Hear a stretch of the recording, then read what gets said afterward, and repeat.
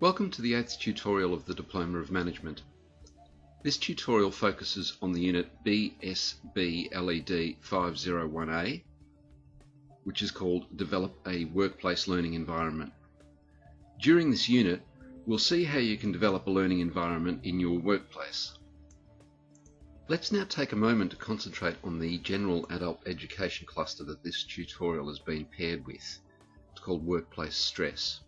This cluster deals with the effective time management. As meetings that constantly run overtime are the bane of employees' lives, we're going to focus on planning concise meetings.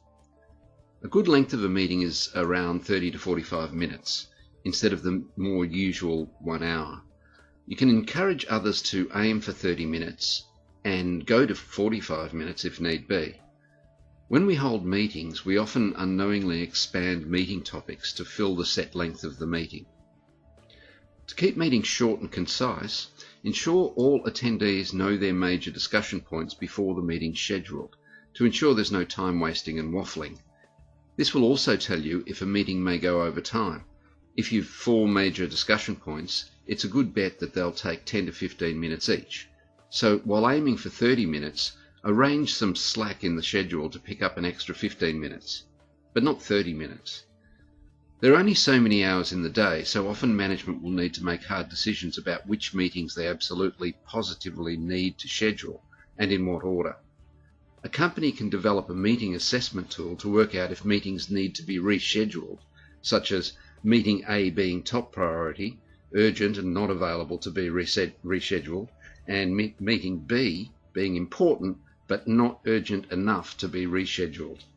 Meeting C being a general catch-up meeting and is available to be rescheduled, and so on. Now, on with the tutorial.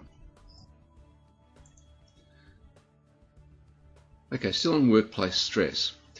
We've listed some warning signs of being overly stressed at work. One is struggling to cope at work and not speaking up or seeking help to improve your situation.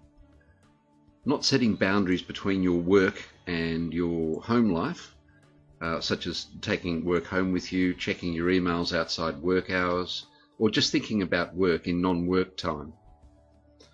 Having low morale. This includes not feeling supported, not being able to find meaning in your work, and feeling undervalued. Engaging in negative, irrational, and catastrophizing thinking patterns, such as, I have to be responsible for everything. Everything will collapse without me, or I have to perform to 100%.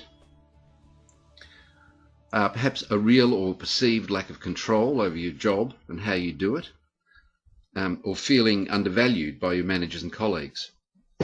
Perhaps feeling disconnected from your colleagues and other people in your life. This is sometimes a problem for people who do shift work or work in jobs that require extensive travel away from family or friends or periods of isolation. Taking days off work when you're not sick or going to work, but not being productive. This is sometimes called presenteeism.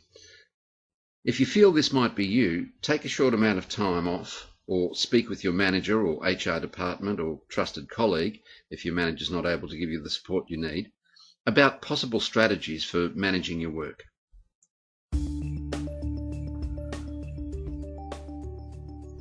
The general education cluster that this tutorial has been paired with is team projects, so we'll take a moment to look at working effectively with others. Below are some key points to consider when working in a team environment. First, don't blindside colleagues or your manager.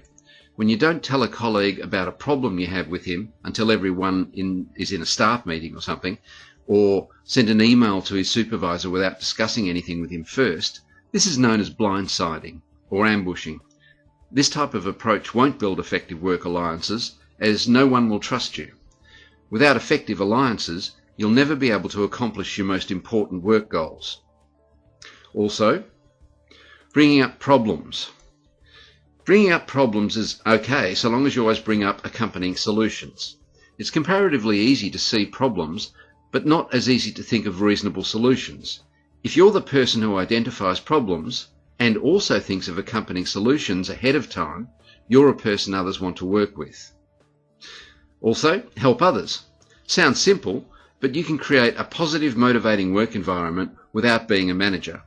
People will always remember the employee who never bothered to help others, as it was outside of their position description, whereas people also remember people who complimented others, with due cause, and noticed others' contributions.